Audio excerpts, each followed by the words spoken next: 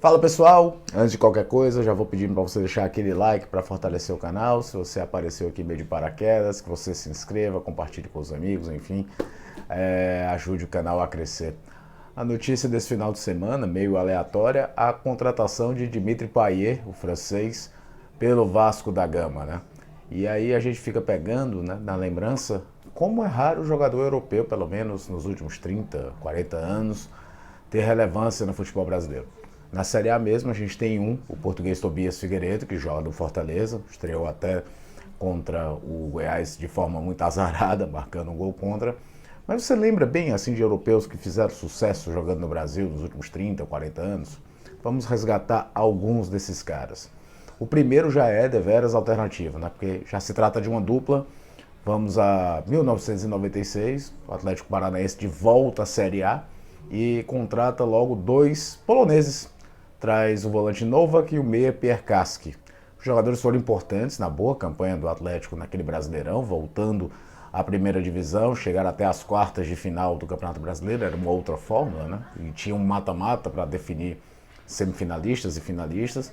Novak continuou um bom tempo no Atlético, era um jogador muito querido, antes de ir jogar no Wolfsburg da Alemanha, muito jovem ainda, com 29 anos, foi diagnosticado com a doença degenerativa e acabou falecendo com apenas 29 anos. Pierre Casca ainda teve uma jornada um tanto curiosa, jogou ainda pelo Flamengo e depois esteve no Mojimirim, num lance que a Federação Paulista contratava jogadores para disputar o Paulistão e depois repassava aos clubes. Foi um negócio meio surreal, mas aí tem essa lembrança.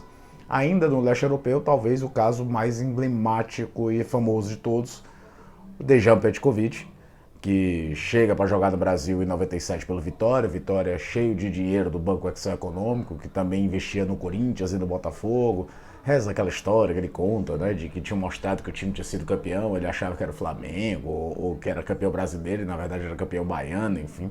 O fato é que o Petkovic é um dos estrangeiros, independente de ser europeu, mais importante da história do futebol brasileiro. Ídolo do Flamengo, foi campeão pelo Vasco, passagem por Botafogo não, perdão, pelo Fluminense, teve muito tempo jogando futebol brasileiro, teve no Goiás, tanto é que ficou radicado no país, comentarista de TV, enfim, e um dos lances mais marcantes, né, o gol do tricampeonato carioca do Flamengo, lá em 2001. Aí você vai olhar, vai me lembrar de um caso ou outro, tem o Marco Ozzi, o jogador italiano que defendeu o Palmeiras ali em 1996, aquele time dos 100 gols do Vanderlei Luxemburgo, talvez um lance por conta do Parma, com a Parmalat, que tinha uma congestão com o clube paulista da época, não ficou muito marcado para falar bem a verdade. Quando a gente vem regredindo com o tempo, vem chegando mais perto, vai lembrar de outros casos. Aqui vai citar o Seedorf, porque é de nacionalidade muito aleatório, ele vinha jogar no Botafogo, acabou só saindo porque foi assumir o cargo, começar uma carreira de técnico que nem decolou no Milan na época, mas jogador histórico da seleção holandesa, campeão de Champions League por 3 clubes diferentes. O holandês, claro, esse Seedorf entra um pouco nessa lista de europeus jogando aqui. Aí vem uma que talvez seja uma das mais aleatórias, que é o Juan Fran, lateral espanhol, 2 vezes vice-campeão da Champions League, campeão espanhol pelo Atlético de Madrid, que veio atuar no São Paulo ali para a temporada de 2020, acabou praticamente encerrando a carreira pelo São Paulo, mas saía também de um pouco desse... não deixava de ser curioso. E no mesmo período, na verdade até antes, o Pablo Mari, o zagueiro espanhol, que depois jogaria no Arsenal, veio para o Flamengo, jogou pouquíssimo tempo, foi campeão, ficou marcado, mas não deixa de ser curioso. Tem outros nomes que, se você for puxando, o Atlético Paranaense que eu citei lá atrás tem um pouco desse quê de alternatividade. Trouxe, por exemplo, o Fran Mérida, um espanhol que era visto como um jogador que seria uma grande promessa tudo das categorias de bases espanholas. Nunca emplacou de fato. Teve o Dominguez, um português que jogou no Vasco ali entre 2004 e 2005. Teve outro sérvio que jogou no Vasco, Tadic, goleiro, que também não é de melhores lembranças para o torcedor vascaíno.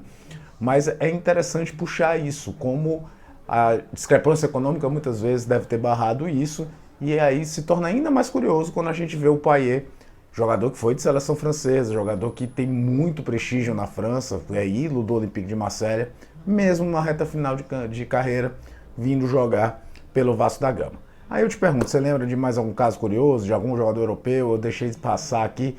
Não estou colocando na lista, tá, os brasileiros naturalizados. Não estou falando, por exemplo, do Deco, que tem nacionalidade portuguesa, foi jogador da seleção portuguesa, ou coisa desse sentido. O Diego Costa, que jogou Copa do Mundo pela seleção espanhola. Estamos falando mesmo do estrangeiro que veio jogar aqui sem, talvez, praticamente nenhuma ligação com o futebol brasileiro. Lembrando desses casos, pelo menos de 96 para cá.